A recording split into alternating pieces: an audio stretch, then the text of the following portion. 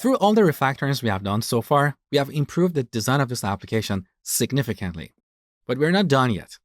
Look at these static fields we have declared in the main class. These fields don't really belong here. Where do you think we should move these to? Well, let's find out who's using them. So, right-click, find usages.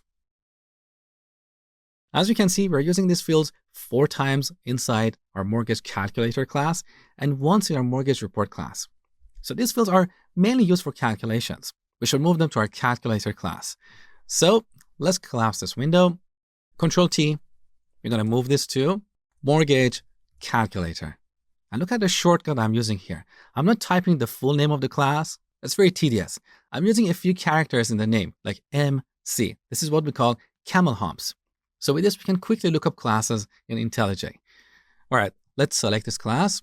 Now, in this list, I'm also going to select this other field. And we want to make sure that both these fields are public so the report class can use them. Now, later I will show you that we can refactor the report class even more. So it's going to be independent or decoupled from these fields. And then we can make these fields private so they will be part of the implementation. Let's refactor this. All right, so here's our mortgage calculator. We have 2 public static fields on the top. Below that, we have 3 instance fields. So the data that we store in these 3 fields represent the state of our calculator object. Now look at these methods here. Our calculate balance method has a single parameter. Previously, we had 4 parameters. Look at the other method, calculate mortgage. No parameters because we're using the fields inside this class. This is the benefit of object-oriented programming. We're encapsulating data and operations around data inside a single unit. However, here we have a tiny problem.